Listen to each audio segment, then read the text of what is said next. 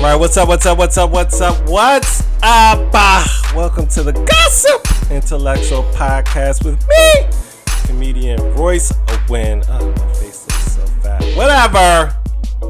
I was looking at like a video of myself a couple years ago on TikTok, and like my face looked skinny, and I was like, So I don't know. What is the better Royce? Like a little bit bloated in the face Royce, or like skinny, innocent, unfamiliar with the world of Royce? Yeah, women, they like the darkness, right? They like the jaded, dark man smoking cigarettes, but knowledgeable and wise. I don't know what the attraction is to me. Men, we never know. We're like, why do you like me? I don't know why you like me. I think you like this. Do you like this? Do you not like that? I don't like you. So I'll criticize. No, I'm mad that you don't like me, so I'm a little bit harsher on your every move. We'll talk about that later. Maybe. I don't know. I might not get into it. How was your week? I hope it was good. I hope you made some progress. I hope you learned some things about yourself. I hope things improved a little bit. You got some W's in the chat. If you're not a streamer, I hope you had some wins. Some little wins, some small wins. I had a rough week. Not gonna lie. I had an emotional, tough week. I almost fired myself. I kind of fired myself. I'm working my job, and I like the job, man. Okay, I got a doorman job. And when you hear doorman job in New York City, you're immediately excited. You're like, oh my God, the coveted, secure doorman job. The guy with the Russian hat and the coat and the gold, and it shines. Like, I'm doing work for the city. I'm out here opening doors for the city. A man of the city. It's like, I don't got that kind of doorman job. I got with the company that pretty much, will get almost anybody. Right? But it looks good. Okay, I walk around with my tie. Girls look like, oh my God, look at this man going to work. We love a man in the uniform going to work. It's like, the company I work for. So anyway, it's in Tribeca. I'm opening doors. I'm doing my job. Okay? Everybody's cool, except for one guy. But mostly everybody's cool. I'm worried. I'm like, man, as a comedian, just having a job here, we don't really fit in to the job. We don't care. We don't care about little things here and there. I've been hanging out in bars and with people of the night for a long time. We cuss a lot. We talk crazy. I don't have the corporate. Yes, I've been trying. I think I've been doing a decent job. But then a couple times I caught myself in the mirror with just my hands in my pocket, just chilling. Right? Just that comic vibe is still there. I don't have the corporate uptight vibe. So I was worried. I was like, am I going to fit in all these people? But then, you know what? The company I work for, they were a little bit more professional than me. Like, he was loud, just talking unprofessional, dropping N-bombs. I was like, okay, I feel comfortable. I was worried. I was like, you just gonna talk like that in front of the guests? Okay. So then the guy, he don't really like the company that we come from, and I kind of get why. But everybody at this building, like they do their job. Like, everybody was on point. But I'm new. Also, respect the jobs. It made me respect just customer service jobs in general. Be nice to anybody working customer service, opening doors for you. Because there's reason things are happening in a timely fashion. Because people know what they're doing. They have experience. They know their way around. And, as I'm working this job, I'm like, man, the more I learn, the faster I am. The more I know stuff. Like, just simple stuff like getting the names of people's names in the building. So if there's a mix-up or if somebody has a name that don't have an apartment, it's just like, if you're a student paying attention, you can solve problems quickly.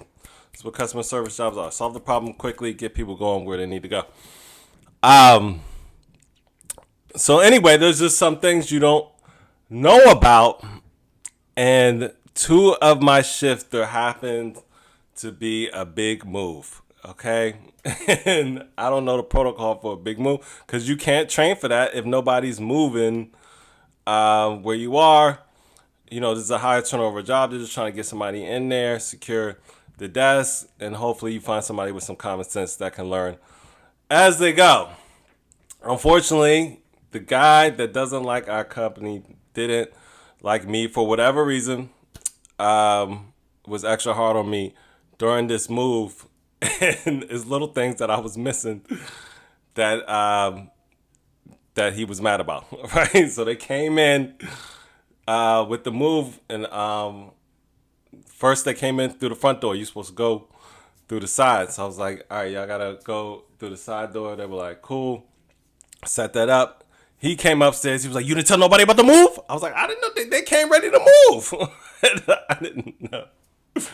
Mad about that, right? He was like, the elevator is not set up correctly. The elevator actually was set up correctly. And I don't know if he set it up or they set it up, but the elevator was ready. So I don't know if he was just trying to catch me in and out. So that was the issue. He was like, you didn't turn the elevator off when they left. It was like, he was like, I showed you. He did it so fast, I didn't even see. Also, he don't speak English that well. Shout out to the immigrants, right? We're in a country now where they're saying immigrants are taking away so much. But I'm watching these people in these buildings cry to this immigrant about their every little problem. And he probably came here from a harder life and learned his immigrant skills and brought it to solve these people's problems where they're crying to him every day. So even though I don't like this guy, I still respect him. He knew his job. He was good at his job. She was like, you didn't turn the elevator off. And it was just downhill from there. He didn't give me too many chances. So he was like, you're about to be out of here. And I'm like, ah. And like part of me is, I don't care, but I care. It's like, I need a job. I need to survive. Obviously, I don't care about this job. This is a job before I get famous. And my TikTok and my podcast blows up, right? So I be stressed whenever he's around, and he just was just roam around me, just watching me do stuff. But I gotta give it to him. He worked hard. He's cleaning stuff, doing all types of stuff. And so I'm just sitting there like trying to find something to do. I can't find nothing to do. So I'm just sitting there nervous. Like, I hope he don't get mad. So the company, they called me and they was like, is everything good? And I was like, yeah, he just was mad about the move or whatever. And they were like, man, this guy, he's always got something to say, blah, blah, blah, blah. And yeah, he was just one of them dudes that just always gave people a hard time. I watched him with other people he's working with, people coming in the building to do work. He was giving them a hard time. He just gives everybody a hard time. So I don't know if it's a power trip or whatever, right? So then, but I was getting to know the people in the building. We had a good rapport. I had a better rapport with some than others, obviously. And so one of the ladies that I would talk to that was pretty nice was just like, they're training somebody else. I was like, really? So I was like,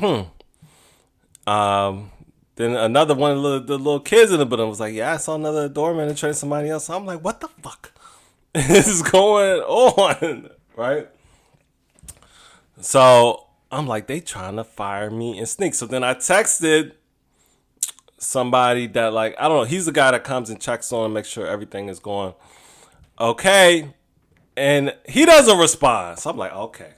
They trying to fucking fire me without saying nothing, right? So I'm pissed. I'm like, they set me up. And the dude that trained me was training the other dude. And I was like, he's smiling in my face every day. He told me everything was going on good. He said the people in the building liked me. And he's sitting here training somebody every morning before I get here. Right? So I'm hot. And I was beefing with them a little bit because they don't answer the phone when you need something. Right, that's my only gripe with them. They don't really communicate. They try to kind of bullying you to just working. And I was like, the holidays are coming up. I was trying to figure out how to, get out for the holidays. I got family I need to see. And so I was like, if I get a chance, I'm gonna fuck them over, right? And part of me was just like, I don't know. I had talked to them about certain things. They seem to stick by. Just my intuition was just like, I'm a good worker. Like, I work hard. I'm nice. I'm easy to be around. It's hard to find me, I think. I got good energy, positive energy. I'm a nice dude. I figure out stuff. So I was like, I feel like I'm a little bit of an asset. But then part of me was just like, I don't know. They might just get rid of me. They just might do. I mean, they're not saying nothing. Nobody's saying nothing. So I feel like they should have just came to me and been like, hey, this guy, he has a problem with you. It's not going to work out. It's not working out. Just work to the end of the week. And then we're going to try to figure out where to get you somewhere else. But they didn't say nothing. Right? And it's just like, of course it's going to get back to me that y'all are training somebody else. So then I'm demoralized. I came in late. I'm not working as hard. And then I was just like, fuck it. I know this is about to be my last week. I knew they'd been training them all week. So I didn't go in. And you know what? I thought about going in. I did. I was like, they might be sending me somewhere else. But they might not. But it's hard when you're demoralized to go in, to get ready, to go out your way to go in. I was like, forget it. I was like, I need to set something else up. So I'm starting another job. I went to orientation for like a little something else. And then they're calling me, and I'm just like, whatever. They're about to fire me. I'll answer it when I'm done with this. So then he texts me, we want to move you to another building. Fuck! This is what I get for overreacting. You knew better. You knew to just do your job and let the cars lay where they may, but you got emotional. You pulled some bullshit. So the one thing I did that was smart. I said I was sick, so it's not like I just didn't go in. I gave something.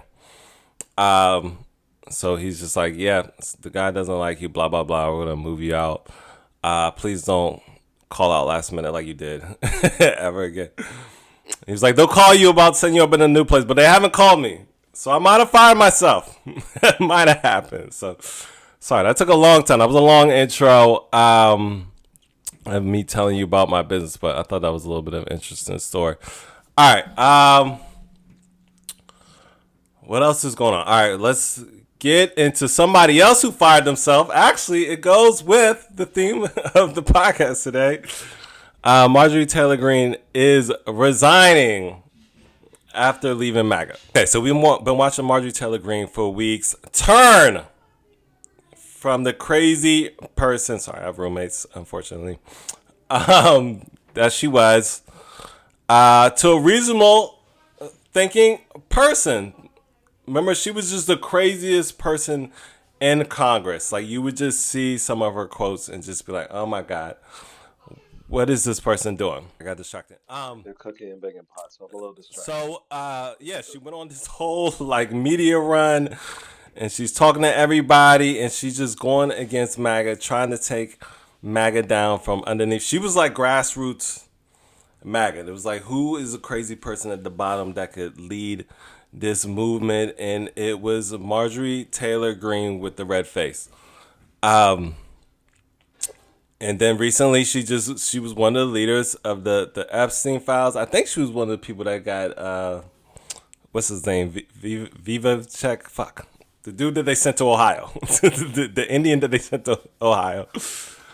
And now she's saying it's too much. Trump is threatening me. He called her Marjorie Taylor Greene. Funny nickname. And she did a whole 2.5 minute video on why she's resigning because of the threats and pressure that she has been putting on the rest of the world with her thoughts, especially the Jews. And now she can't take it. Okay? after she called Jasmine Crockett, whatever she called her, ghetto pretty much, for her hairstyle, and Jasmine Crockett clapped back. What was it? She body shamed her in the funniest way possible and made a T-shirt out of it. And now all of a sudden she's not for big pharma and big tech. She's being replaced, right? They're just trying to follow with the messaging of speaking to the average common worker, and somehow the rich Republicans have been better at it than the Democrats until recently, which we'll talk about in the next segment. And she's like, yeah, big tech and big pharma are replacing me. And it's just like, first of all, you were pretty much working for big tech and big pharma up until you didn't get what you wanted, and now you're going up against them. And yeah, all these people gave her a platform, and I didn't see anybody really press her about like her old views and all the crazy things she's said and done in the past. Everybody just gave her a platform because they wanted to take down MAGA, but I felt like they were harder on RFK Jr.'s wife than Marjorie Taylor Greene. So I said the Epstein Files has been the gift that keeps on giving, because it's just like, how do we get these crazy unqualified people out of Congress? And it just happens to be a dead PDF. That's the guy who's getting the crazy people out.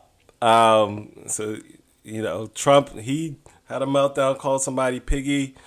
Marjorie Taylor Greene, who looks like Miss Piggy, is about to be out of here. January 5th, right before January 6th. Isn't that poetic? All right. When the people storm the Capitol, Marjorie Taylor Greene will be storming out with her storming head. So what do you think she's going to do now? She says she feels bad for the people of her district that support her and represent her.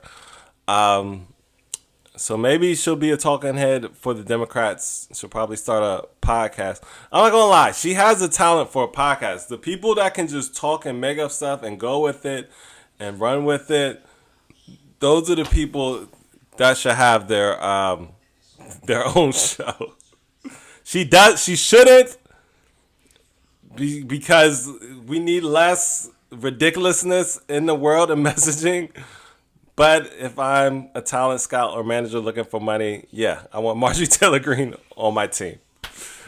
So Marjorie Taylor Greene, you were here and you did something, and now you're going to do something else. We'll see.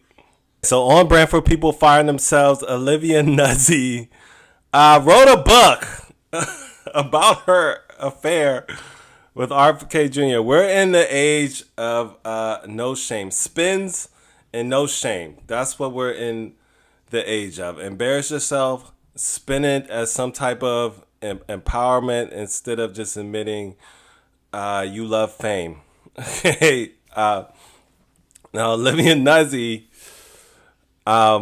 you know, we got to clap it up for her, because I just feel like all the blackbirds have been getting a bad rap. We've been calling out all the birds on the black side. Most recently, yesterday, Summer Walker blew up, right? I did have a bird for the blackbirds, but I don't want to call black women that. It doesn't feel right for me. But the white meat, the turkeys, also need to get some shine. And Olivia Nuzzi needs to get some. Pablo Torre gave her some shine. Talked about her past. She was a pop star. Okay. And in her interview as a pop star, she talked about being a white bird, you know, a baby pigeon as such. And she was just like, I know people think that I'm just a brain dead pop star, but I'm not. I'm something different. And you think she would grow from that situation of being criticized, looked at as just a sex symbol, bird brain. And she grows up, becomes a writer, which takes some intelligence. Who does she write for? Shit, I forgot. Whoever she wrote for, I don't want to say whoever because it was a... Hold on, let me look it up real quick. Okay, Daily Beast, Vanity Fair, Washington, D.C. correspondent, intelligent girl. Okay, worked for reputable. Those jobs are hard to come by. All right, I went to school for journalism. I saw the route. I said I don't like journalism that much. And then she somehow falls for RFK Jr.'s freaky red ass. Okay, a lot of birds, a lot of red in this episode. And yeah, I don't know, becomes infatuated with this guy who love bombed her at 70 years old, and she's in her, I think, late 30s or something like that. It just blows my mind. But now Pablo Torre has brought it all together. She always wanted the life. She loves the life. Okay?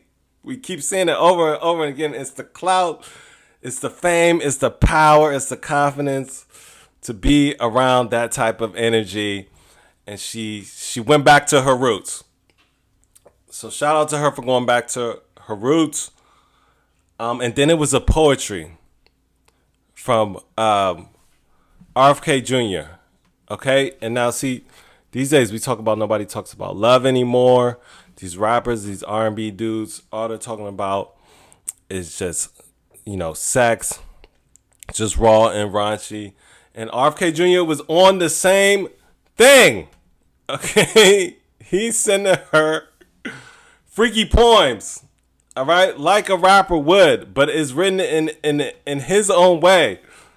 All right? Let me read you some of this beautiful poetry by RFK Jr. You open your mouth awaiting my harvest. I mean, to squeeze your cheeks, to force open your mouth. I'll hold your nose as you look up to me to encourage you to swallow. Don't spill a drop. I am a river. You are my canyon. I mean, to flow through you. I mean, to subdue and tame you, my love. Snaps up for RFK Jr. for his sexy, seductive, attractive poetry that Olivia Nuzzi writes. Okay? Now, in this great book about an affair with a man that's ruining healthcare and health and human services and any type of integrity in these type of positions. She also wrote that she found out that her husband also had an affair and she felt relieved. Okay, I'm not that horrible of a person. My husband was having an affair too. And the girl was pretty and she understood that woman. Because her, like me, loved to be around the glam, the fame, the clout, the power, the intelligence. That energy, she couldn't resist. And she understood. Now, Lizzie is like, I don't know what you're talking about. This is a lie. Who knows? Okay, a lot of liars around here. But I just wanted to highlight the white birds of the world. So shout out to Olivia Nuzzi. So speaking of white birds, Trump, one of the biggest birds, but somehow is running the country, is with Zohran Mamdani in the White House. Now, people, fans of Zohran Mamdani, they were alarmed. They're like, why would you go meet with him? What is going on? What is this? Have you bent the knee already? And then quickly we saw it was the other way around. Okay, Trump is looking up at Mamdani in the press conference, complimenting him. Now, Trump doesn't give too many compliments unless it's a pretty woman that he wants to smash. Right? Usually, it's an insult. He's an insult king. Okay? Piggy, Marjorie Taylor Greene, all right, of recents. But Mamdani, that was a good one. I like that. That was good. That was clever. This is what it is. He has to be with Mamdani because he's hot right now. What is Trump? A master messenger. Okay? Turns out being on TV, learning how to talk to people and get people excited about you seems to be the only skill you need in this world, in this country. So he knows Mamdani is hot right now. I got to get next to Mamdani. Okay? Just like Drake does with Atlanta. All right? I got to get next to what's hot and build my stuff up. All right? Mamdani in the press conference talked about affordability. All right? Trump, when he was running, talked about affordability. Everybody's talking about it. They say the same things with different ways of doing it. Okay? So, Trump sitting next to Mamdani, pushing affordability, makes him look like a bad bee. Just like, how pretty girls like to just be with pretty girls because they know the numbers are going to go up. That's what Trump is doing. Bad bees need to take the photo together. That's what he did. So we don't know what came out in the meeting. We don't know what they said. Trump, from what I've heard in other interviews, he likes to find out what you want, what you need, say he'll give it to you. But Mamdani already has New York. This is a different animal. Okay, this is a different type of girl. Okay, you can't just offer a bag or a trip. Okay, you gotta come with something a little bit harder. You gotta have some conversation. You gotta have some intelligence. So we'll see. I think they'll be beefing in a week. But right now he needs the optics. His ratings are low. His numbers are low. He's big about his numbers. I had the biggest attendance ever. Everybody was there. Okay. So I didn't have too much to say about it. I didn't know what to make of it. That was my opinion on it. But after he spent millions of dollars to try to beat this guy, he's complimenting him and saying he's excited about who he's gonna be. Liar! I don't think he's excited at all. But it's not looking good. The midterms are coming up. MAGA's turning on Trump. The Epstein files have been released. And now he's got to smile with Mamdani and say, this is such a great guy. Okay, so I don't know if you can call Jordon Hudson a bird. That is the 24-year-old girlfriend of Bill Belicheck. If she's a bird, she's an eagle because she flew higher than we ever thought she could go and somehow pulled a Hall of Fame coach, 70 years old. And now she's frustrated with his performance. Okay, she says, watching UNC is so frustrating. It's like an alien stole Belichick's brain. Just horribly coached, horrible decisions. This is a text she wrote to Dave Portnoy, who also is having issues with some of his players on his team, which is crazy. Okay, somehow she's finessed this man into mortgages and or maybe that's how he came at her. Do you think you would think a guy that's a leader of men would have game, but I don't think he does. I think he was just like, hey, you want a house? you want to travel? But yeah, it's just been red flags from the start. This is my family's team. He's ruining my family's team. All right. We're having conversations about legacy. He's ruining UNC's legacy, Chapel Hill. And this was supposed to be his biggest supporter. This is supposed to be, isn't this his PR person? And she's sending texts that he sucks now and his brain is dead. So it looks like they're going to break up. Okay? Because one thing about Hudson, she's a winner. She don't mess with losers. If she wanted a loser, she'd be messing with somebody her age. All right? Still living in her parents' basement. No. She likes winners. And she's frustrated with the performance of this so-called winner. Okay? which she put her budding career aside to go with you to live in Chapel Hill and buy these stupid houses, and now you're out here losing to Wake Forest, 28-12. So we'll see. Looks like there's trouble in paradise, I guess is what you want to call it. Trouble in the woods with Jordon Hudson and Bill Belichick. As much as he's protected her, she didn't protect. And that's what frustrates men. If it's anything that we've learned this past week with Akash Singh, is like, and Ayesha Curry, don't embarrass your man who has given you a house. Okay? Keep it to yourself. Don't text Dave Portney when he's giving you a house and a career and some type of relevance. Right? No, I don't really care about this story, but it's hilarious that this 24-year-old girl who's never coached, she's in a cheerleading competition, so she knows about competition in sports. But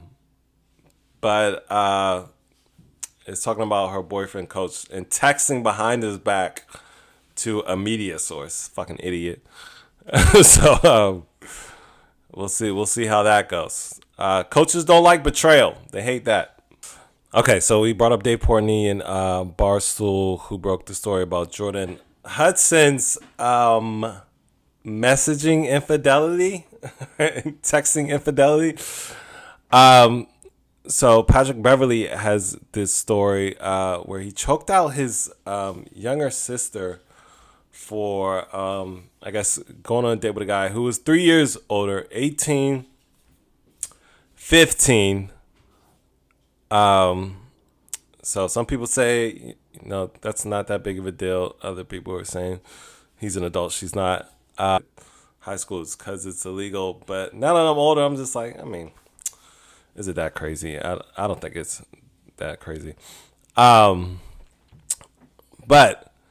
either way, I don't know. We don't know the whole story, but we do know it got to a level of physicality, according to the police, that is dangerous. He came home and choked her out to the point where they said blood vessels are in her eyes. And it's just like, why would you be so mad at your little sister for hanging out with this guy? And I think it's just, the old school way of guys looking at women in their family and how they should conduct themselves and almost bullying them into that.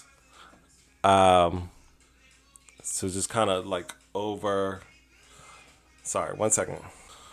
Especially with black people and just kind of like religion and stuff, women have gone through so much with the way they've been treated by people and their family around their sexuality.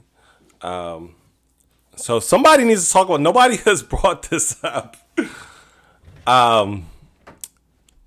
But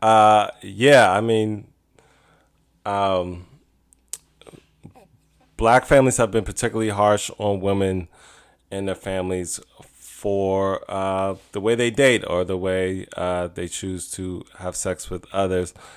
And that's still in our, in our families. And that's the way from the outside looking in. But Barstool has said that if these allegations are true, they're going to let it go. His podcasting co-host said he's not going to work with him anymore. He doesn't respect that at all. And the crazy thing is, like, the podcast and Barstool was so good for him because you see Patrick Beverley on a court and you see that type of personality. It's kind of aggressive, crazy guy, and then you see him on the podcast. You're like, oh, you know what? He's a fun, clever guy. But it also ties to his beliefs with his recent comments about Meg Thee Stallion, and now this Patrick Beverley has an old school way of looking at women and has internalized misogyny. So when women talk about internalized misogyny in our society, it's a danger to people because of how this man thinks. He attacked his own sister because of what he believes. So clearly a toxic individual. And I was just like, dog, he attacked her like she was Chris Paul. So, serious issues, serious accusations. You know what? I saw him in New York one time. I rode by him on my bike. And I know Megan Thee Stallion is laughing, and Klay Thompson is just like, Klay Thompson's a classy guy because he could have definitely, threw a shot right after this, but he's quiet. Trash will always take itself out, right? So we'll see what happens with this, but this is a major L for him. He was looking at a good career in media with that crazy personality that caused this. It also was great for the camera and the television. But it's always both. It's always usually the crazy person on camera is crazy off camera, and usually the stuff off camera catches up to the person in front of the camera. Unless you just are so powerful that you can just fight it off with money, and we'll see what happens. So I'm excited about this Vine app that's coming back. So I watched an interview on it, like a little 20-minute interview with the guy that's putting it together. And I'm like, please, let's just have a good algorithm. So Vine was kind of like the original TikTok. It was a little bit fast. I think it started at 6 seconds and then went to 15 seconds. But all the people, I say this all the time, that started on Vine are rich. And all the people that did stand-up comedy are broke. So Vine was clearly the way to go 10 to 12 years ago, however long it was. And what happened was they didn't want to pay the creator. I think it was just one of those things that was before its time, and they didn't know how to handle it. The creators couldn't figure out to pay, and all the creators left and went to Instagram and I guess Facebook and started making money there. But when TikTok came out, obviously they saw like, dang, we had it right early on. And a lot of those memes still exist. A lot of those people are famous now. So they're bringing it back. They said they're bringing a lot of old Vines back. That's how classic. And it shows how talented these people were. I think sometimes those people get a bad rap. But I went and watched because I was studying. Because I was like, this is my chance 12 years later. And I was like, wow, I was pretty shocked at how fast they were telling the whole story in 6 seconds. So yeah, I'm hoping to get on there and get my numbers up. And I think it's a perfect medium for comedy, comedians. But I was thinking, I was like, some comedians, it just doesn't fit their style. Some people are just slow vibers and slow storytellers or whatever. But for me, I'm always quick. I came up in the school of having a punchline every 8 seconds. So it fits my style. So I look forward to that. I was excited about it. I was like, I need to blow up so I could go on a date with some of these girls. Y'all, my one of my I don't want to say this girl I like. She had like extra attributes that I didn't even think she had, and it's just like, this is too much. Okay, you can't have all of this. All right, I need to see some flaws. You can't have all this. I can't believe you're not like married to a millionaire. But anyway, hopefully Vine comes back. So I wanted to download the app, and it wouldn't let me download it. I didn't see it on iOS, so I signed up for the email. So whenever it comes, but they said they've been testing it and they're getting more attention than they thought. So that's exciting. So I'm just like, man, if this algorithm's decent, that'll be a great place for me to try and grow. And this time around, they're trying to pay people. And the big thing is there's no AI, so it's really creator based. And I've honed my skills with TikTok for the past 5 years, so this will kind of be like everything coming full circle for me. So we'll see. If pray for me and let this Vine app. I really need a win. Okay, 10 minutes about my doorman woes. I need a win on social media. So hopefully this Vine app. I did some tests on TikTok and it was going well. And so I put it on YouTube and I saw the numbers went up fast on YouTube. So YouTube is going with the 6 to 15 second clips too. They like that more. So I'm excited about that.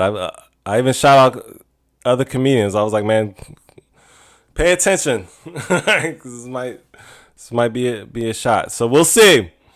I was like, it won't be like before, because before Vine was just like by itself, and now social media is huge. You got to qualify just to get paid. But it's something. So it's good to know, especially with